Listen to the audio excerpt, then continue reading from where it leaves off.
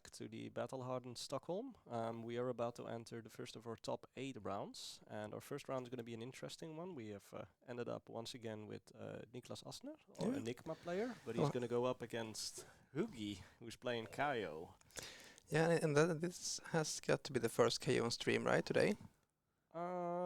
There has been a brute before. We saw Levia last round, but no KO, no other brutes. Yes, I think it's only one KO, and I think there might only be one KO today. Like Peter and I earlier on talked a little bit about the meta, and from what I remember, I think there was only one KO playing, so that would explain that. An incredible conversation rate from the participants to top 8. Yes. It's 100%. Must be the KO a front runner for the best deck in this tournament. Exactly. KO is doing something right, and that is being played in this case. Yeah. So let's talk about this for a second, Conrad. So Enigma, we've seen Enigma builds up the board state, starts to break it. Traditionally, Illusionists would be a little bit weak against higher attacks because you can pop the attacks with the Phantasm. But then that's not really what Enigma is looking to do. How do you think, if you were the KO player, how do you think you would approach this matchup? I would imagine the same way as most brews, that you has to be the aggressor and present big numbers. That's your main game plan. And what I think KO did bring to the table when he was introduced in Heavy Hitters was that he was like a somewhat reliable brute in a sense. He still has a lot of random factors. He draws and discards and can get punched by unfortunate draws. But there is still not nearly as big backlash as, for example, Ragnar and Levia can have if they miss their discards. So KO is phenomenal at putting out consistent big damage numbers. Okay, now that makes sense. So we'll have to sort of see if he can like overpower Enigma and try to take it before she really gets a chance to breathe, gets a board set up. We have our KO player being piloted by a local player, Hugi. And I say local because he is Icelandic, but he lives in Stockholm now, so he's local. He's ours now. We're keeping him. He's ours. But I for the Icelandic people watching, we're gonna count this one as one in your favor because we've been scouring the floor for Icelanders all day really, and all the best I've managed to do so far is Estonia. Yep. Other than that, we're not getting there. So this means that if you really want to be a top Flesh and Blood player in Stockholm or at Battle Hardened Stockholm, your main goal is one, be KO, and second, be Icelandic. I think so. It's 100% conversation rate for both of those factors. So we'll see if he manages to bring it any further, because then these numbers are going to be even more interesting. Yeah. So we can swap to our game view and see what our players are cooking with. They are currently still shuffling, presenting their decks to one another to do the double shuffle. We see Niklas and Hugi still setting up. Equipment is not yet out, but I'm not expecting to see anything too weird out of our KO player Hugi. Any tech maybe that you know of that I might not be aware of? Not as far as I know. I think that since as a KO player you probably want to do your thing and not care that much about what the other players are doing, because there are some disruption, like for example send packing is a good one, and there is room for the weakest link, command and conquer. There are slots where you can fit those in. Even though they are generic attacks, they have very powerful on hits with some kind of disruption. And if the disruption still has a big number at the bottom left end, there still could be a worthwhile inclusion in your KO deck, even though they don't get buffed by the Blood Rush Bellow. All right, and other than Blood Rush Bellow, which we've talked about before today, do you think that there are any cards that are specifically interesting in this matchup? I don't know if it's maybe not in this match in particular. It could be the weakest link could be meanwhile worthwhile inclusion in the KO decks, because the pre-easy include is a 2/4/6 with a great on hit against decks that run cards with 0 block value. And I mean Niklas probably wants to block a lot as an Enigma anyway, but it's a different ball game when if it's only damage, he's free to use his life total as a resource. But when there is an on hit, he might consider if he has to block more than he would like to instead, because he doesn't want to lose, for example, Chi and powerful cards like Manifestation of Mirrorgang which has 0 block. And I'm curious about what shoes Enigma will bring. in the stream so far. I think we've seen the Mage Master Boost twice at least. It could be, I'm not certain if this is a Mage Master Boots matchup or if he wants to use anything else like the what's they called, the ones that give, you can pitch a Shi, whenever you pitch a Shi you can give them ward 3. It's like an extra safeguard that could be very useful against an aggressive deck like KO. Yes, I think I know the card you were talking of. I just can't remember the name. I'm blanking right now. I guess we're about to find out. We certainly are. It looks like our heroes are still setting up, getting all of their pretty dices and extra bling out of the way.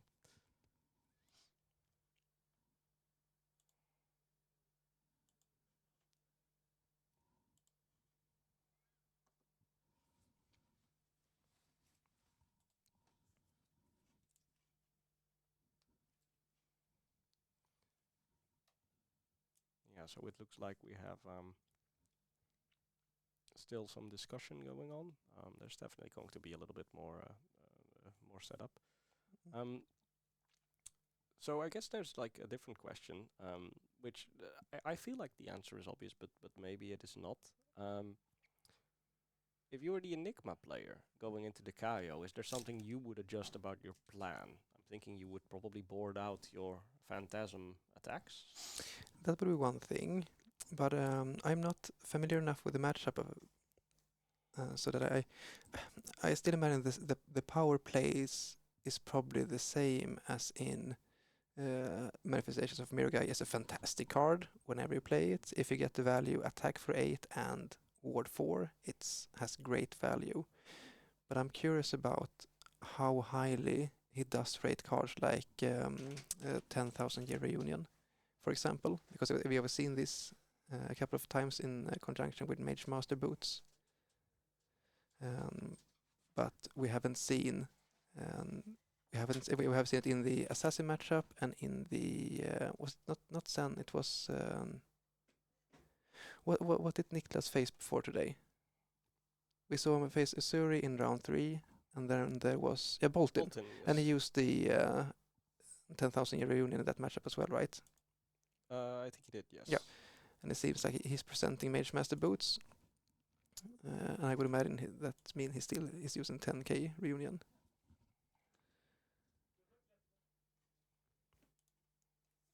So we're on our way. We're looking to go into the games. We once again see the Mage Master Boots. We've seen him use that in every matchup, and I don't think he's ever cracked it, unless I've missed that. Yeah, he does.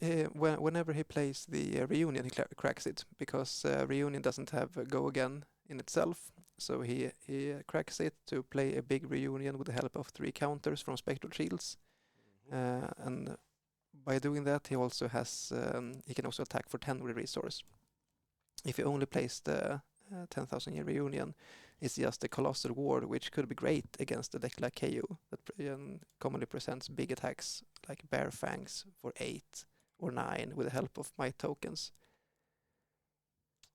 Indeed, that does make sense. Yeah. And since Niklas is the higher seed, he had a choice of whether to go first or second, and it seems like he's opting to go second. That's interesting. We also see a bit of a blast from the past on Hoogie's side of the board. We see Gambler's Gloves and Scabskin Ladders, getting ready to roll the Scabskins and re-roll if needed. But for now, just a wild ride opening. And I think the Gambler's Gloves is a really good inclusion in the way that you the other option is usually Apex Bonebreaker, which can block by 2+1, and in conjunction with another 6 power card, you can make Might tokens. But in this matchup, I think it's more important to have the opportunity to gain extra action points. And if you can keep on rolling aggressively with Scabskins and get at least one get out of jail free card in the form of Gambler's Gloves, it could be really, really useful to you. Because you cannot let up tempo, you have to keep on swinging as much as you can. So Huggy attacking for another 3. Oh no, I missed this. This is actually the first turn. I didn't see that Niklas put the card in Arsenal. So Niklas decided to go first and just Arsenal pass. So that's what happened. I missed that. So this is actually the first It's not. This is not turn 0. This is turn 1. Okay, we have an interesting line from Hugi there, going with the Wild Ride first and then going into the Claw. Yeah, since he discarded the pack hunt, the claw has go again, and he creates a might token from the Wild Ride as well. And I think he has one card left but no floating, so I'm gonna guess whatever that is probably gonna go into Arsenal. Yep. There we are.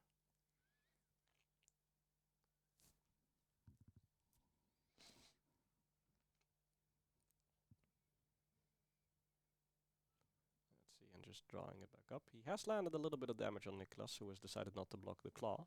Mhm. So we are off to the races. Playing truce. This is a very powerful new addition from the latest Rosetta set. It makes it so that so to say, you can invest a card at this turn by playing this, and it makes it so that if your opponent attacks you, you get to draw a card. So that would give you a bigger card to block with. So it's great, like preserving resources to the next turn. And in this matchup, since you are not the aggressor, you want the time to set up and do powerful plays, and it's up to the opponent to present enough damage to keep you on your back foot. And if they don't, and you have all the time to set up your wards, you will probably run away with the game. Exactly. It makes sense because you don't really want to give you don't really want to not attack your opponent, but you also don't want to give them a card. No.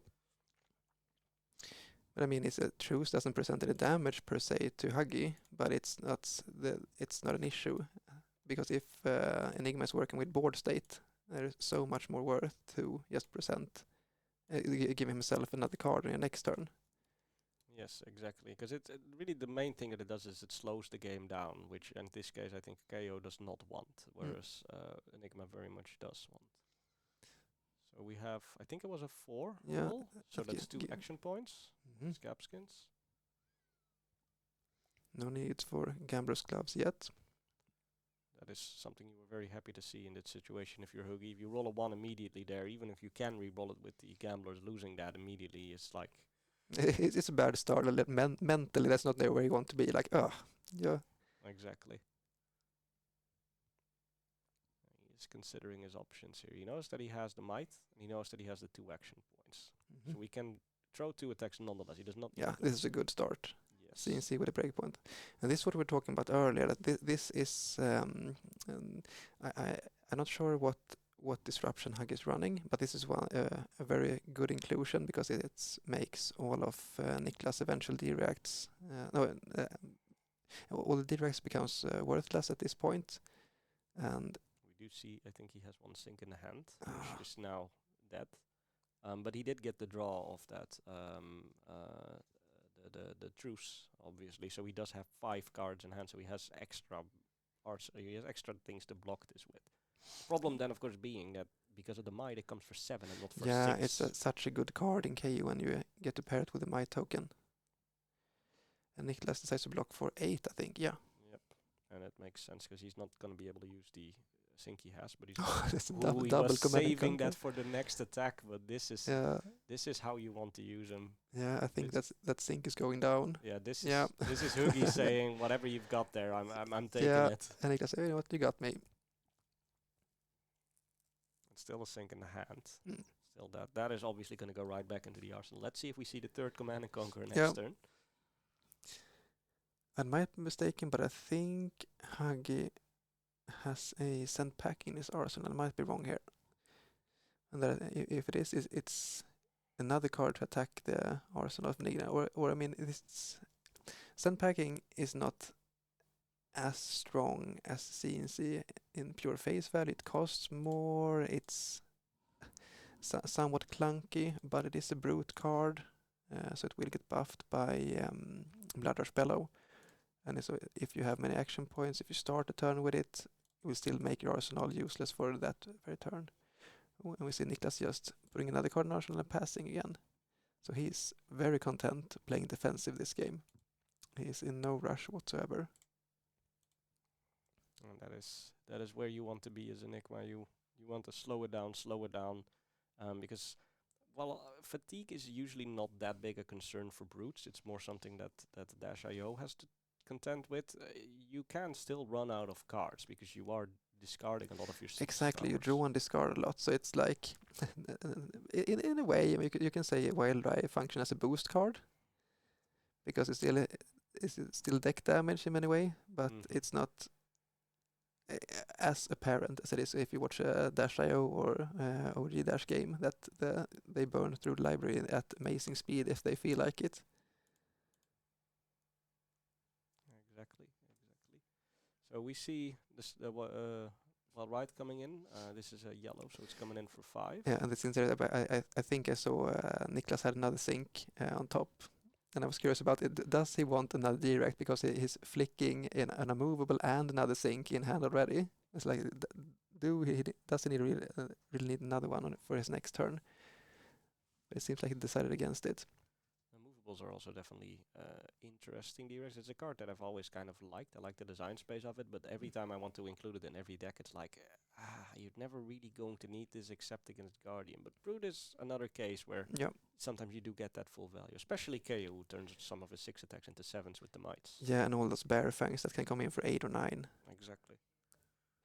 I don't know if Huggy is including it's called Cast Bones in this.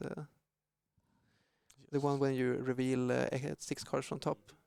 I'm not Oh, there it is. Well, there is one. Apparently he is. He answered my question, but not in a way that he would like, I guess, because it's mean he drew and discarded Cast Bones, which makes it so that the pulping doesn't have dominate. And that is exactly, again, like we were saying earlier, when you roll those scab skins and you don't get a 1, or you get a 1 early and you have to break those Gambler's Gloves, it's not where you want to be. This is the same kind of thing in reverse. You don't want to see a non-attack, because your deck is basically going to be, if it's not 57 6 attacks, it's going to be 54 non-attacks. So the odds of this happening are pretty slim, but it does indeed happen. And because of that, this easily gets blocked out with the sync. Niklas still taking 1 damage, but I think he is happy to do so. And that immediately ends Hoogie's turn on top of that.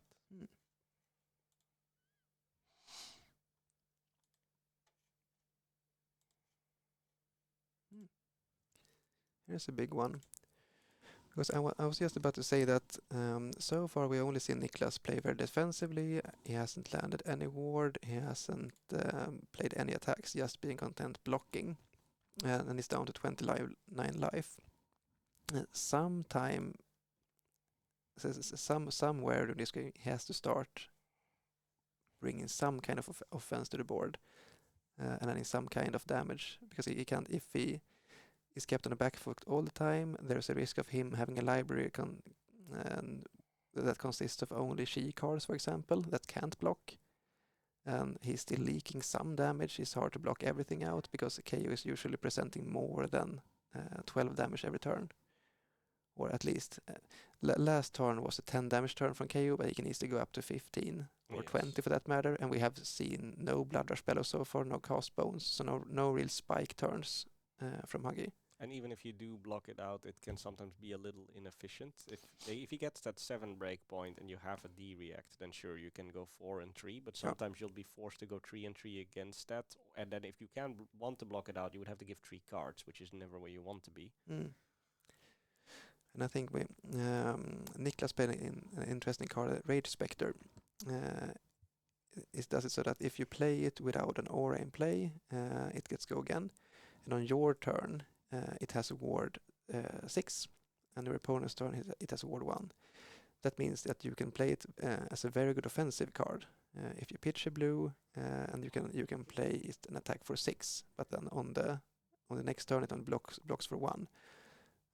So if you can defend it, it's great. It would still attack back for 6, but it's usually not as good of a defense card as, for example, Miragai or 10,000 Year Reunion, which has a lot more of ward. It seems to me, Niklas, this is a clean 7 block. He might consider trying to keep his Rage Spectre around. Obviously, we do know that Hoogie is going to come with something after that, because he did draw and then randomly discard, and the discarded card was a Bear Fangs, so we have to go again active on the Wild Ride. Let's see here. He has an arsenal and 2 more cards, so he could potentially come with a lot more after this. There's one of your favorites, Unmovable, coming out. Hmm. Also a clean block. Yep. I mean, if... Oh, it seems like he's... Yeah, he should put back in Arsenal. Just to avoid confusion, we can see it from here, but it's a good thing to keep in mind that try keeping your Arsenal clear from your hand to avoid confusion on where the card went. Yes, But exactly. it seems like Hug is just double checking that the card in Arsenal is a send packing. And it seems like he wants to get a little bit more value out of it. So he probably doesn't want to use it at this point if he has other attacks to present instead. We'll see what he's going to throw. I mean, he had to go again. He was obviously fishing for that, otherwise he would not play the wild ride. But Yep. he's thinking, what is the next move? Yeah, he has created a might, so he has gotten a value out of Chaos Hero power, and there's always the opportunity for attacking with Claw for free. But since he is in the think tank, I guess the choice is not obvious at this point. He might consider rolling Scabs here.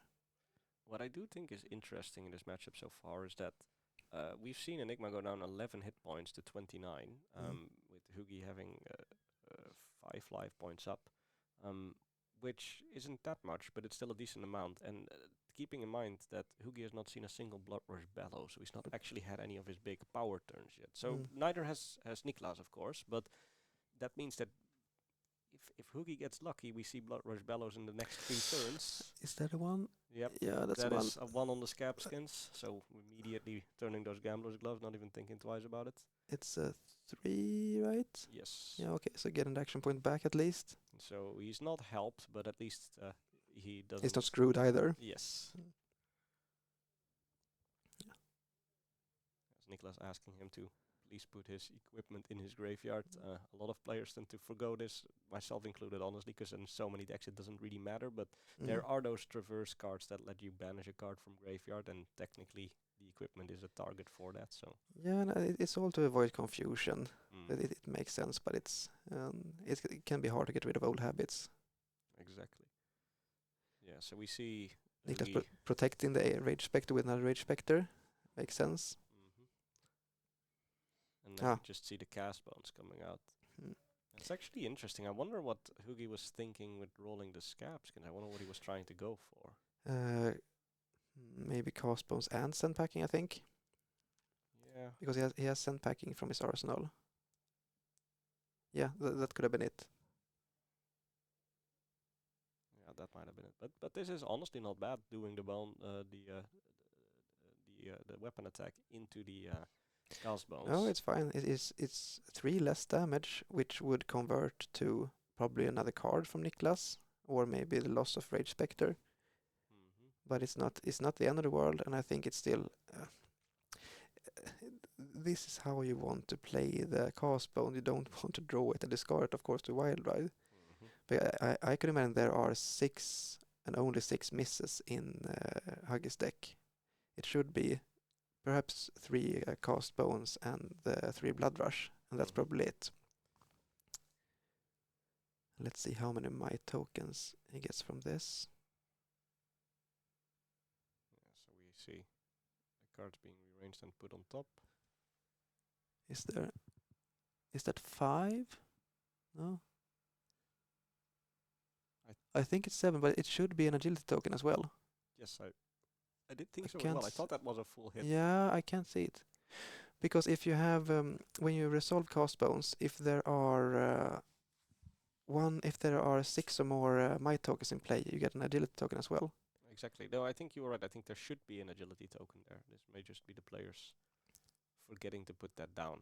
There's a very real possibility that Hugi said it and spoke it out loud, but that he didn't put the actual reminder there. Let's see how things turns out next turn. So we see on the next turn, Niklas just swinging in with that Rage Spectre for 6, trying to put some of that pressure on. He does have 2 cards. We're not quite sure what he's going to be doing with them.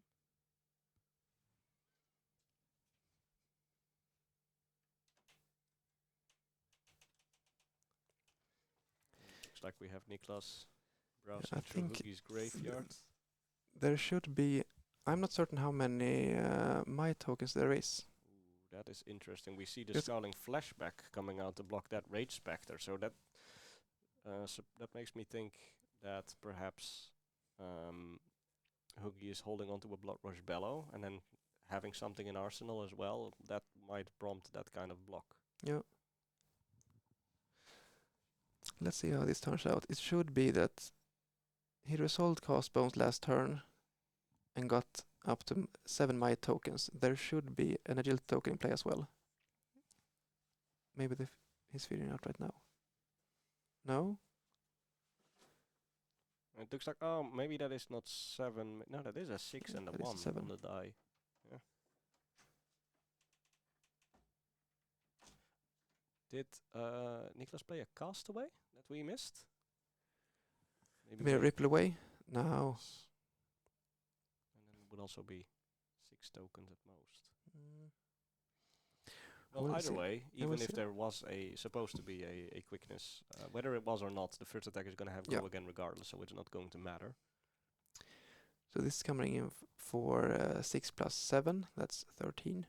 Yes, and that is a high point, and it's up to. So this is where things get a little dicey for Enigma, because now you are smashing far over that board state, and even with blocks and even with stuff, something on the board is likely still going to die, and this has go again. So there's gonna be more after this. So we are going to see Niklas lose some health points either way, I think. Yeah, I can't imagine him trying to defend this more so than just preserving life.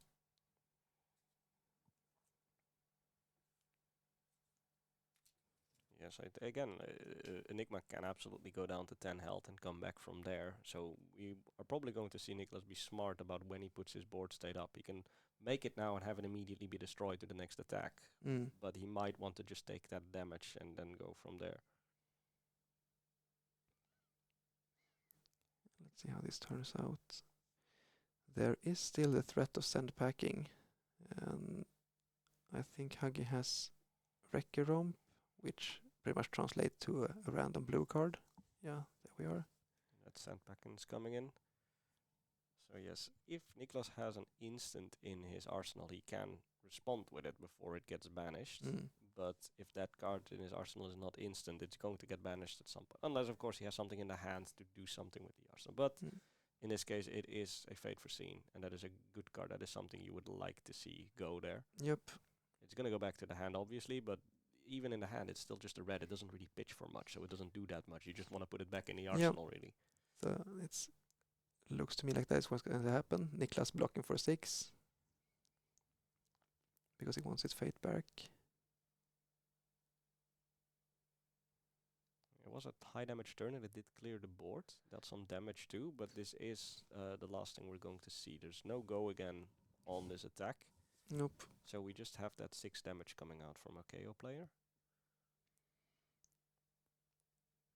And I think I saw that the last card in Huggy's hand is probably a. I thought it was a yellow wild, a red wind up, which maybe he will discard at the end of turn just to make another agility token for his upcoming turn. I think that's usually the best use of the card, more so than just putting it in his arsenal. It is still a useful attack, but it's not exactly what you want to park in your arsenal.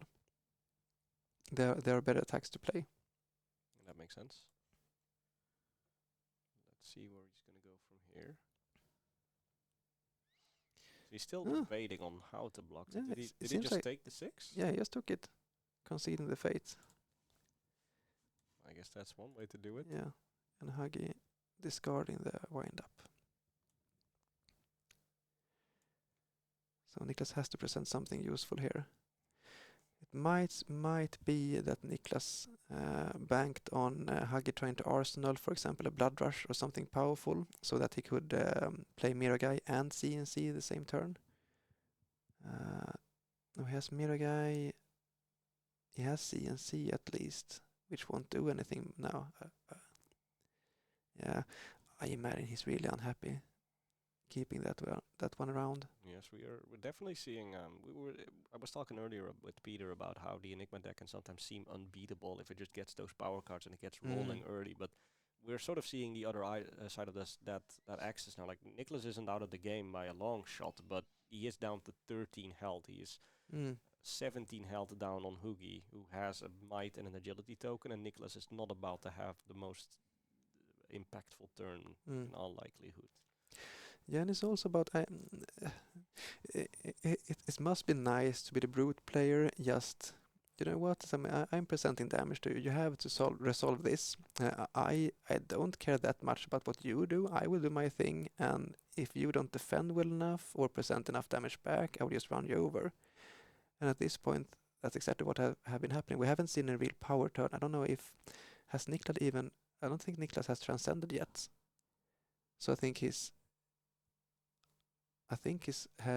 traverse is only a block true, which does nothing, and he has 2 manifestations of Miraga in hand. He really, really would have wanted if he had transcended once before.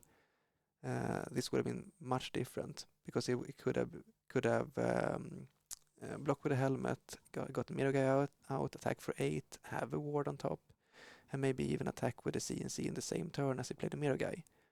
But now his mirror guys are measly 2 counter ones, so they still attack for 4 and ward 2. That's fine, but not great. But it's nearly not enough power. It is definitely a rough one, because it's like you said, at this situation you would probably want to throw the CNC, but like Hoogie does not have an arsenal, so he's going to just laugh, take 6 damage and then take his hand to the Yeah, bank. he doesn't care at all. Doesn't matter to him. Might block with the sash, just so that you get some block value out of it if you want to pop it for whatever power turn comes up for you. Makes sense. And keep in mind, again, we still have not seen a Blood Rush Bellow coming out of a No. KO player. So things are looking grim. Not lost, but grim. Yeah, there hasn't been like Bear Fangs, which that's a great card as well. We've seen it discarded, I believe, to Wild Ride earlier, but we haven't seen one played yet. Yeah, but it's so much. 2 resources, 8 damage. Such a great card in this matchup.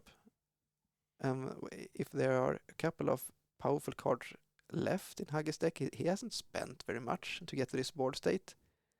He's firm in the driver's seat. Niklas has to find something to transcend on. He has to build some kind of board, and if he wants to stay in this game. He's going to be able to at least arsenal that card, I think. And he's going to have some ward on the board. I think it's another mirror guy, right? The one problem that Niklas has now, I think, is what he wants to do, or what he's done previously, is block a little bit as needed and then set himself up for a big turn with those 10,000 years or the mirror guy or something like that. And that's if he draws the perfect hand to do that now, that's okay. But that means he's going to not block as much or not block at all, and his life total is going to drop dangerously low. Yeah. Because as we said before, there are 0 blocks in Enigma's deck. And if you get stuck with too many of those in the same turn, you are pretty much boned. Oh, look at this. Here comes one of those red Bear Fangs. And this will probably come in for 9. It depends if Huggy managed to hit 6. That is weakest link. Link going out. So that will create another might token and make it so that the Bear Fangs coming in for 9 with go again from the agility. Yes. And 9 is not quite lethal being presented, but we're not that far off anymore. No, it's so much damage, and it's not like Niklas is going to rush him down the next couple of turns.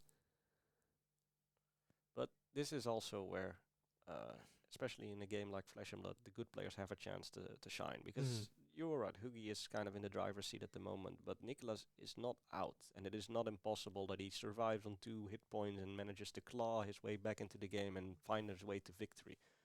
So that is sort of what he's banking on now. He's trying to say, like, I need to just take every point of prevention I can, just try to hang on there and wait until I get the cards I need to claw my way back up. He knows that can do it. Yeah, absolutely. And I think he might be stuck with a clunky hand. As far as I can see, I think Niklas has Shuffle Cat, Stir the Pot in hand, Shuffle the Deck, Transcend. And that's great that he has a Transcend card. The issue being that I think his arsenal is manifestations of Mirgai, and his hand is another manifestations, but he has no other blues. So that would mean that he can't both pitch a blue, play any blue to Transcend, and then pay a big Mirgai. I think he's just stuck with a couple of clunky zero blocks. It looks like he's opting to take the full brunt of that damage. He's going down to 6 here. Yeah, preventing 2 with the illusions already in play. Huggy still has 2 cards left. And don't forget he had to go again on that because Yeah. he had that agility token. So there's more gonna... And knowing Brute, their dex is mostly 6 power attacks, so whatever Hoogie's gonna throw is going to be presenting lethal, so it's gonna warrant some sort of response from Niklas. Yeah, or he has the time to just send a simple claw and arsenal for next turn. Yes. Because Niklas is pretty much forced to block. I think in this situation, if you throw a claw and you arsenal something like a blood rush, you were feeling very good about yourself as the KO player. Oh, this might be kind of a break for Niklas.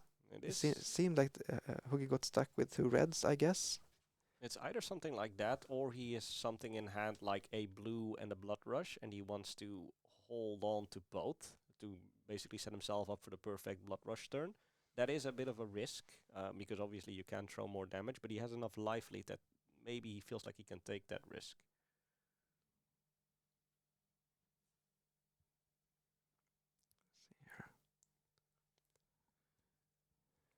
But either way, he's drawn back up, so we see Niklas trying to figure out what to do with his hand. Pitching, Yeah. he used the mirror guy to play the mirror guy. Mm-hmm. So there is another 2. And then he's using his stir the pot, so he's going to be shuffling for a little bit.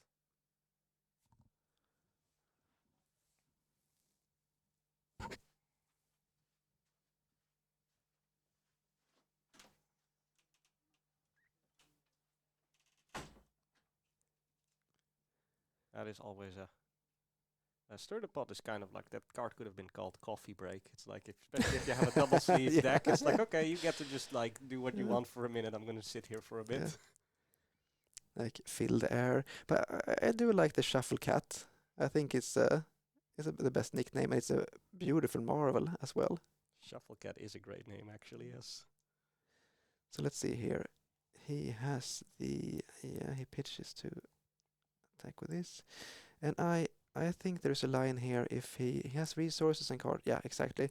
In hand, he has the I think it's called Astro Etchings. So it makes it that he can pop his gloves. Yeah, it's going to happen, creating a spectral shield.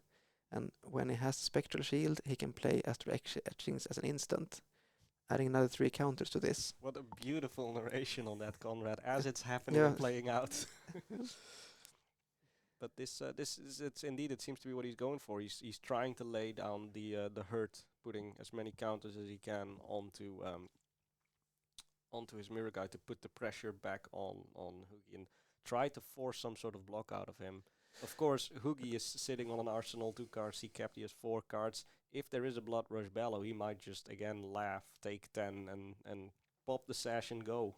Yeah, he might, but it also might, because he might not be laughing as much now, because last turn Huggy drew somewhat of a dud in the case of 2 reds, when he really would have wanted like 1 attack with claw, arsenal last red, but that didn't happen, and decided to IP himself for 1 to get an arsenal for next turn. And now what happens is Niklas had a somewhat clunky hand, but he found a way to present 10 damage, and things are getting closer at this point, because this will leave Niklas with an arsenal and with 5+1 ward in hand. Oh, where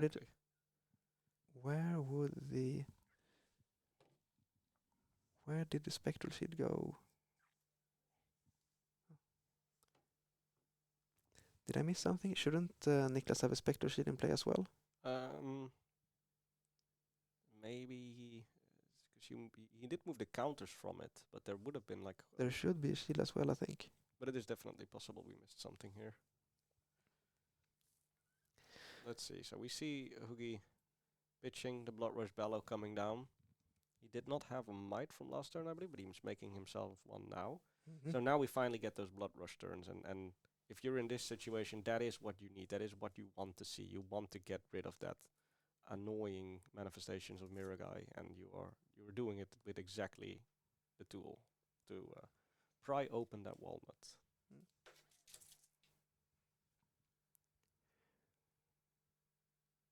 Let's see here. Huggy. Oh, it seems like he has another. Yeah, another Blood Rush. Double Blood Rush.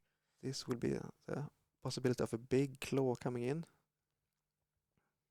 Double Blood Rush But I tends mean, to be it's a very scary thing to do, because you do get that double attack bonus, but you're going down so many cards that if you now cannot make a play where you at least like throw out all of the attacks you want, you often end up doing less damage than if you had used the Blood Rushes individually. yeah, absolutely. But there is also something to say, like if you're in the spot where Hoogie is in, you might not want to pitch that Blood Rush when you draw No, into it. yeah, I think he's doing absolutely right. He has to keep on gassing as much as he can. And while Blood Rush is not the absolute powerhouse in KO as it is in, for example, Leviah or Reinar, because of their dual claws, it's still a lot of damage. This one's coming in for 7. Yes, that is 7 go No, again. or did you have is the might from this turn? The No? might is, I think he Yeah, okay, made so it's the might. no, I think yeah, he has one this turn and then another one on the back. So there's one spare for next turn, but this comes in for 8. Right, so that is going to warrant a response. Niklas does have that manifestation to block some damage.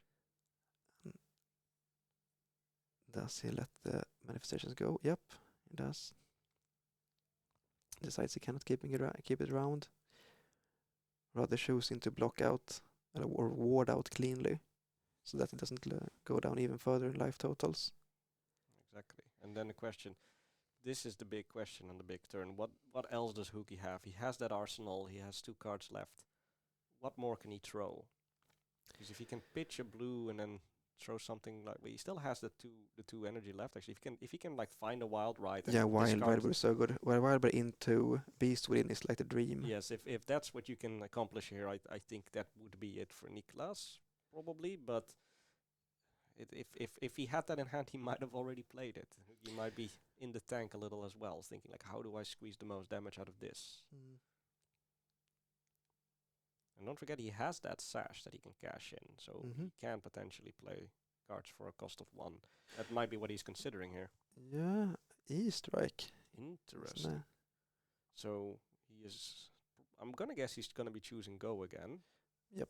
The downside is, and this is exactly what I was talking about with the double Blood Rush earlier, Blood Rush only works on brute cards, so the E-Strike is not going to get buffed. Yeah, it's a sad 5 attack. Exactly. Still 2 damage coming through, Mm-hmm. and he has to have maybe swing big. Oh, pulping. Oh, that's a good one.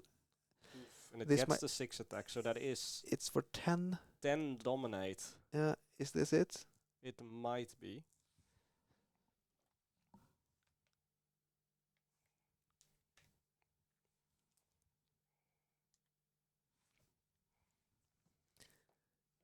We'll see. We don't see an immediate concession from Niklas at least. Yeah, you can at least, you always try. I do the same. I always throw everything I can block and then see if I'm still alive at the end of it. Yeah.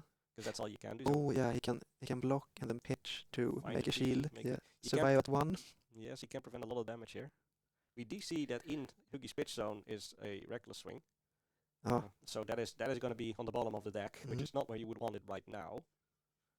But this is going to stretch Niklas. He's basically having to give all he has, not just to not die here.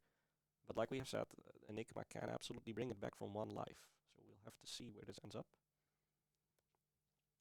Yep, he's making that token. Making the shield. So he's blocking 3 to 1 and the shield. He's blocking 7. Indeed, exactly going to 1 life. Yeah, they're counting it out, making sure that everything's correct. So, from this on out, no more damage to Niklas. It's gotta be a tough one. Every attack has on-hit that. Yeah. And he's also had to give most of his hand for Yeah. this. He has an arsenal, but what can he... And he has no more... He's naked. He has boots on. That's it. He's a naked man in socks. Yeah, and that's not where you want to be against KO either. Oh, yeah. That's something. You create a shield, attacking for 4.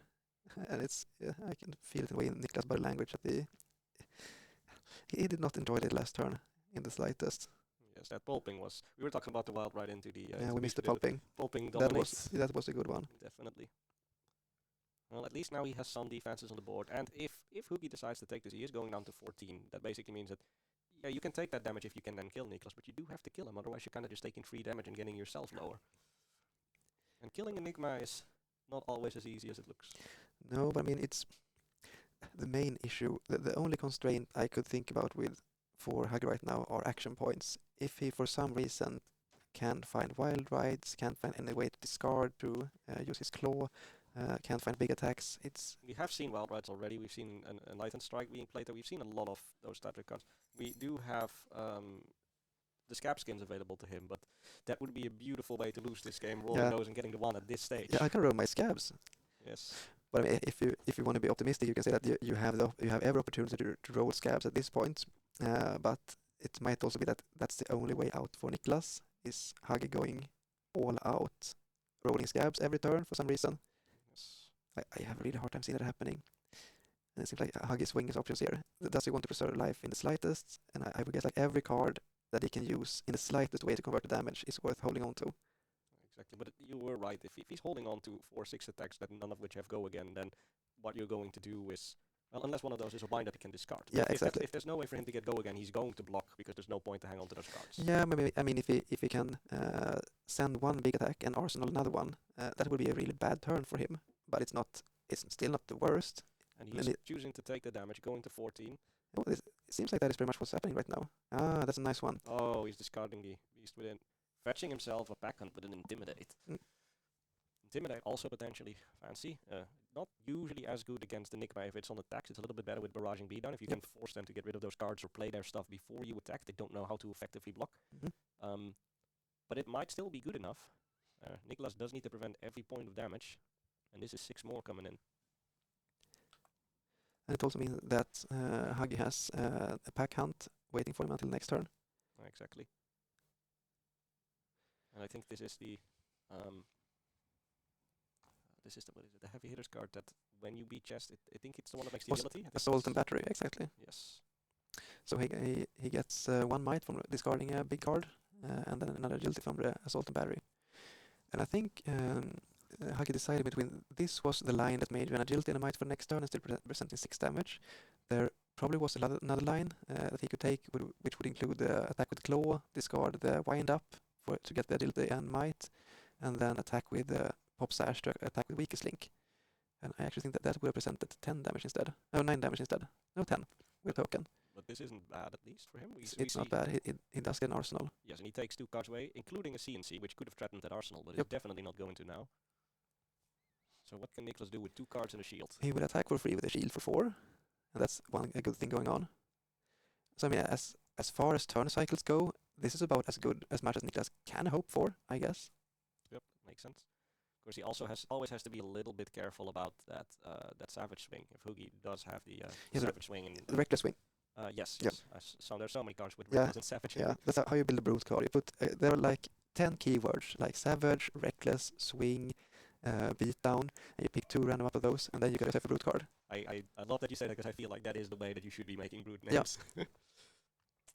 So let's see. Hoogie is definitely considering it. He looks like he has a cast bones in hand, and I'm seeing a strike there. Yeah, it's still. We had it a little for a second on the hand cam. Yeah, but it's still. Huggy has a lot of things to think through, but he has so many options at this point. Yes, he definitely has more options than Niklas, but that's also probably why.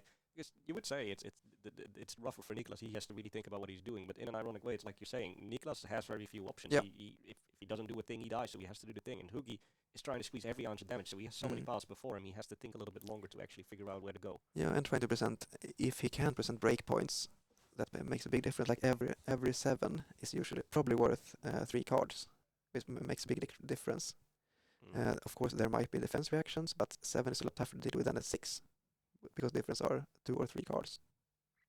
We'll see where he's going to go from here. See, there's like we're only seeing some of the cards in hand, but if he wants to make use of that E-strike, we could potentially see him just E-strike, draw a card, see what you can get of that, because you get the go again, and it's going to be buffed up to 6 already. You could also say make him do E-strike +2, because of the might then it will come in for 8, which is going to warrant 2 cards and a shield and still be lethal. Yep. So he's definitely thinking through his lines. He's thinking, what is the best way to close out this game? Can I guarantee myself a victory somehow here? It's another spectral procession, I think. And since he already has a shield, this comes in as a measly 1 power shield, but it's still 1 damage, clawing them back to his opponent down to 9. Or clawing was a poor choice of words since the cave is done with a claw, but It's still, I will allow it. pecking might be a better word. I mean, the weapon is a book, so you can't exactly write your way back into the No, that makes no sense either. It's a very poetic way of phrasing it, perhaps. Yeah. All right, so we see Hoogie come in immediately with the Intimidated deck. He's saying... And this is a tense moment. It has to be... I mean, if Niklas has any kind of 0 blocks in hand, it will desperately want Huggy to hit them with this. Exactly. And it's for Niklas also the moment to sort of determine this. He needs to... He knows the Intimidator is coming, but he has a chance to respond to it. So he has instances like, okay, am I going to play these out now? Is there anything I want to play out or should play out? It seems like he has a Restless Coalescence in hand, the cat maker. There we go. This is a good one as well. When Restless comes into play, he can steal counters from shields in play. We're taking the middle cards. Yep. So that leaves Niklas with 2 cards, but he has, what is it exactly, 1, 2, 4 ward on board? Yeah, with the possibility of making another ward, another spectral shield. Yes. So he's breaking 1 of his shields and he's blocking 6. Yep. So he has at most 3 ward outs. So at this point, if...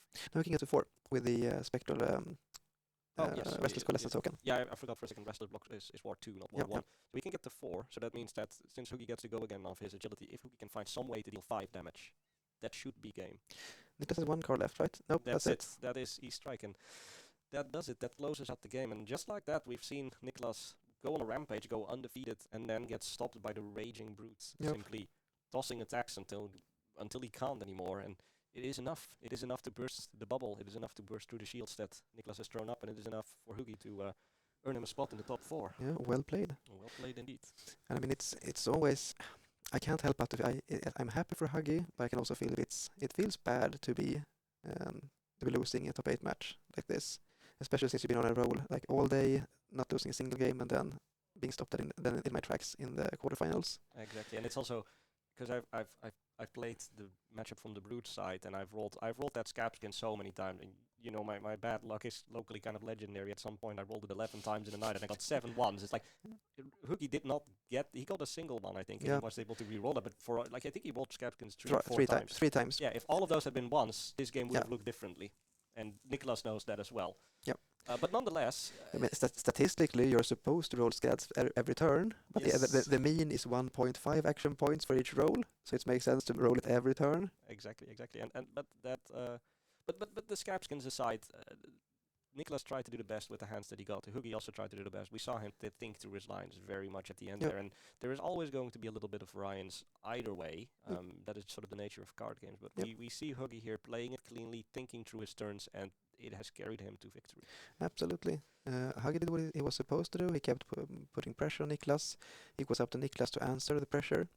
And unfortunately for Niklas' sake, when he finally got his power cards, he hadn't transcended. So that means the usual play line that Enigma wants to do is if you get transcend, you put the Shi back in your deck. And then when you finally draw your mirror guy, for example, you block with your traverse, get the Shi back, and then can put a huge mirror guy into play to attack for 8. Exactly. Niklas tried to make something along that way with the help of astral etchings, but since he hadn't had opportunity to transcend, he didn't get to pay the mirror guy with Shi. Well, he definitely tried, but this is where it ends for him right now. Mm. But congratulations to Hoogie. Let's bring it back for, we're going to be going into our top 4 rounds rather soon, I think within 10 to 20 minutes, depending a little bit on the players and how much time they take. Mm. But just a quick offhand question for you, Conrad, just me picking your mind. I have spoken with Peter about the next set, the Hunted, and I've spoken about the All Armory deck, but what do you think the next set is going to be that comes out after the Hunted? Oh, that's a good question, and I don't think my horizon is almost at the point of the Hunted. I know Hunted is coming, but I had so much thought going into this Rosetta meta, so I haven't really had the time to guess what the next thing would be.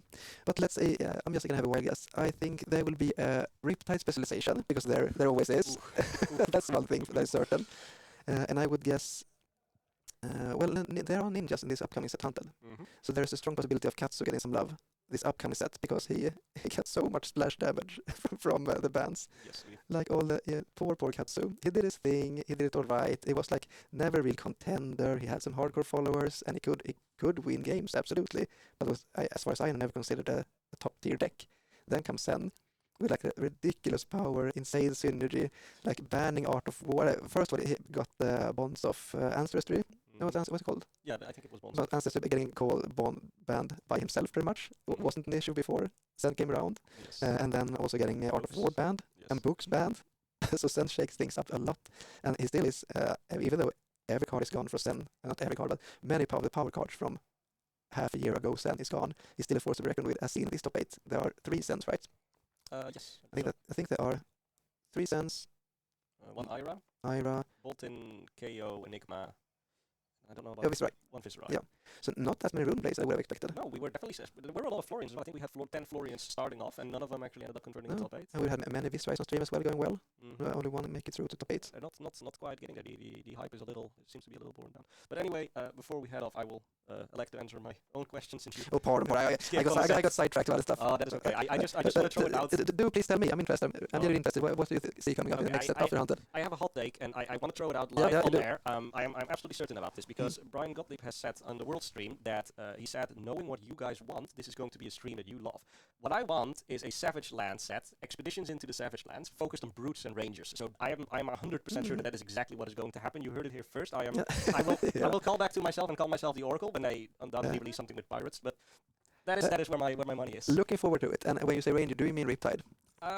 Well, not necessarily, but I'm thinking if we're going to do expeditions into the Savage Lands, you know, we have like that team there, like Trapper and Hunter, so I think we might see a new ranger. Yeah, it makes sense. Yeah, see where we're getting. I'm intrigued. I would love to see this. Okay. But I mean, I can talk about this forever. So there has been classes that has been getting a lot of love. Like there has been assassins and ninjas, pretty much every other set for a while now, and I wouldn't blame LSS for trying to boost something else, even though they do their best. They are giving cards every here and there, but it's such a complex game. It must be. I'm impressed of what they are doing. Like every expansion shakes up the meta, and usually in a good way. Yes, I know exactly what you mean. It's interesting. Every time they bring out a new expansion, people say this card is broken and this card is not good enough. And I'm sort of sitting there going like, I've done game design. It's been my trade, and I don't even know how to pull it off so well. It's amazing. But I mean, like for example, KO is a good example. When he came out, he seemed to be like this. Wow, this KO is insane. His numbers are off the charts. And I think the first PT after KO was released, he did well, but he lost in the finals against the Dromai. He didn't. Yeah, there was a while where he was always top 8ing, but he was not quite winning. Not quite there. But it's still a very played hero, very loved hero, but not really putting up the results. And then out of nowhere from the sidelines came Hatchet Dory. I remember that. Because Hatchet Dory had good numbers as well. The Riptide heydays. Yeah, playing well on the defensive. And I wouldn't expect that to happen. Dory had always been like you can play her with hatches, but Dawn Ray were the way to go. Some sadistic people tried playing Fatigue Dory with, what's it called, the big axe? Oh god, yes, I lost to that once on the Riptide in an armory. I was not happy to see that. Yeah, I played that. It was me. You lost against me. I remember it so well. Yeah. Okay, alright guys, we're going to go to a commercial break right now. Stay tuned. We're going to be back within somewhere between 10 and 20 minutes, most likely, with our next, should be top 4 round or semi-finals coming up. So stay tuned and we'll see what we get. Ta-da.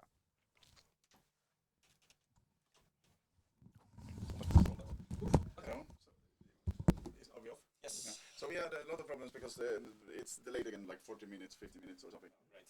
Yes, it's because we have to restart everything because and so many shit is broken as well. Like, oh, now it's back. This blue bar that was on the bottom, the blue part was broken, so I just MacGyvered it, like stretched it so that we only had the yellow bar, so it looked good again. But now the blue is back, so now we can make this smaller again. But I think we should restart. I need to sit down. I'm going to take a break, and it's going to be Peter next, so enjoy. I'm going to get some food. Yeah, sorry for running in, but it was like for 40 minutes it was nothing. So yeah, and then it started. So I was like, but you were also recording, which I was like, right. I think we were actually recording this. We forgot a couple of times.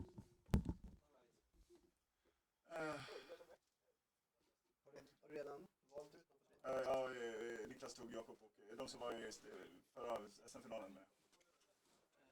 Jesper och Jakob. Ja.